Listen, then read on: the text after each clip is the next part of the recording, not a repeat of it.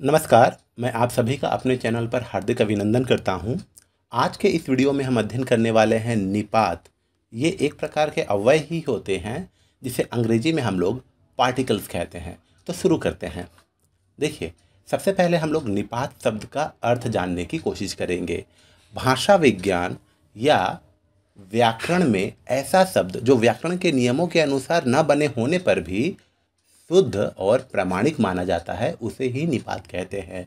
तो ये निपात की परिभाषा भी है और निपात का डेफिनेशन भी कि एक ऐसे शब्द भाषा विज्ञान या व्याकरण में जो नियम होते हैं उनके अनुसार नहीं बने होते हैं, लेकिन फिर भी ये शब्द अपने आप में शुद्ध और प्रामाणिक होते हैं, उन्हें ही हम लोग निपात कहते हैं। निपात के प्रयोजन एवं लक्षण अर्थात निपात के क्या क्या सिम्टम्स है और क्या क्या उद्देश्य है। तो देखिए, वाक्य में अतिरिक्त भाव स्पष्ट होता है। अर्थात जब हम लोग निपात का प्रयोग करते हैं तो वाक्य में अतिरिक्त भाव, एक्स्ट्रा भाव हम लोग उसमें जोड़ते हैं। कैसे, हम लोग अभी देखेंगे। वाक्य में कहीं भी प्रयुक्त हो सकता है। जो निपात है वाक्य में कहीं भी प्रयुक्त हो सकता है। जैसे विस्मयादि बोधक वाक्यों में हम लोग देखते हैं 95% वाक्य जो विस्मयादि बोधक वाले होते हैं वो वाक्य के पहले लगते हैं। जैसे वाह, मज़ा आ गया, तो ये वाक्य के पहले लगता है। लेकिन ये जो निपात है ये वाक्य में कहीं भी प्रयुक्त हो सकता है। किसी शब्द पर विशेष बल देने के लिए ही इसका प्रयोग किया जाता है। अर्थात वाक्य में जितने भी शब्द आते हैं, किसी विशेष शब्द पर विशेष बल देने के लिए हम लोग निपातों का प्रयोग करते हैं। ये वाक्य के अंग नहीं माने जाते हैं। ये वाक्य के अंग नहीं माने जाते हैं, ये स्वतंत्र होते हैं। और हाँ, एक साथ दो निपातों का प्रयोग भी हो सकता है। ही, भी जैसे दो निपातों का प्रयोग भी आप एक साथ कर सकते हैं। अब देखते हैं निपात के उदाहरण। एग्जाम्पल के तौर पर देखिए, लड़की देखने में ही सुंदर है।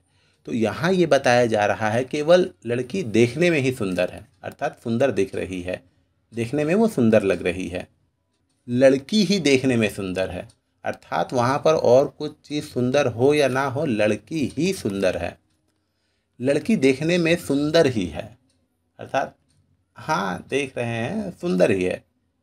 तो अब यहाँ पर देखिए कंडीशन फिलअप हो रही है। ये जो निपात है ये कहीं पर भी प्रयुक्त हो पा रहा है, कहीं पर भी, वाक्य में कहीं पर भी।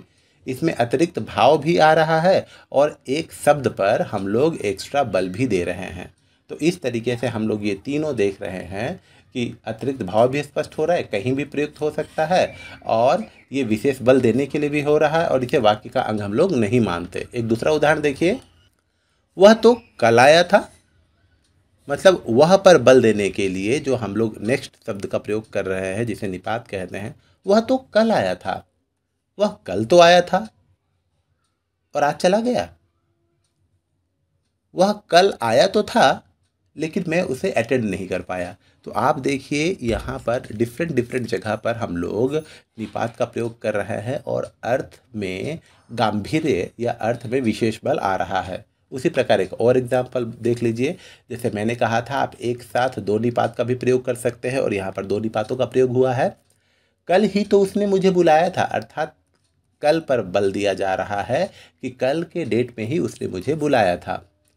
कल उसने ही तो मुझे बुलाया था, अर्थात उसने पर बल दिया जा रहा है कि मुझे और किसी ने नहीं बुलाया था, उसने ही मुझे बुलाया था।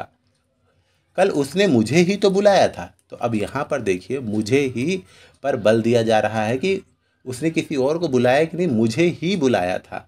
बहुत लोगों को बुला सकते थे लेकिन उसने मुझे ही बुलाया। कल उसने मुझे बुलाया ही तो था, अर्थात अब बुलाने पर जोर दिया जा रहा है कि बुलाया ही तो था। तो इस तरीके से हम लोग देखते हैं कि जो भी 4 या 5 हम लोगों ने निपात के उद्देश्य और प्रयोजन देखे, वो सब के सब यहाँ पर अप्लाई हो रहे हैं। अब हम लोग आ जाते हैं निपातों के प्रकार पर। तो निपातों के प्रकार है, देखिए, ही, भी, तक, भर, तो, मात्र और केवल।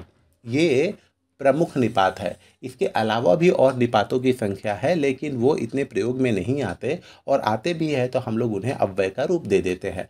तो पॉपुलर निपात, प्रचलित निपात कौन कौन से हैं? ही, भी, तक, भर, तो, मात्र और केवल। ही सबसे पहला हम लोग अध्ययन करते हैं। इसका प्रयोग व्यक्ति, स्थान या बात पर बल देने के लिए किया जाता है। जैसे सुरेश ही ये काम कर सकता है, तो बल किस पर दिया जा रहा है? सुरेश की कैपेबिलिटी पर। सुरेश के टैलेंट पर कि सुरेश ही ये काम कर सकता है और कोई शायद ना कर पाए। अगर मैं कहूँगा कि मैं ही ये काम कर सकता हूँ तो इसमें एक तरीके का घमंड, एक तरीके के गर्व के भाव का बोध होगा। तुमने ही मुझसे वादा किया था, वादा करने वाला और कोई नहीं था, तुम ही थे, तो तुमने ही मुझसे वादा किया था, तो तुमने पर बल दिया जा रहा है। मैं आज ही यहाँ आया हूँ, तो यहाँ पर देखिए आज एक स्पेसिफिक डेट पर बल दिया जा रहा है कि मेरे आने की तिथि आज ही है। अलका ही प्रथम आने के योग्य है, अर्थात कक्षा में बहुत सारे बच्चे होंगे लेकिन अलका की योग्यता के आधार पर यह तय कर दिया जा रहा है कि अलका ही प्रथम आने की योग्य है और शायद कोई नहीं। अब हम लोग दूसरे निपात पर आते जो है भी। और याद रखिएगा हिंदी वर्णमाला में या हिंदी वर्ण व्यवस्था में या शब्द व्यवस्था में हम लोग कोई भी सिंगल लेटर वाला वर्ड देखते हैं जिसमें ई की मात्रा का प्रयोग हुआ हो तो केवल दो शब्द ही ऐसे हैं जिसमें छोटी ई की मात्रा का प्रयोग होता है, वो है की और छी में।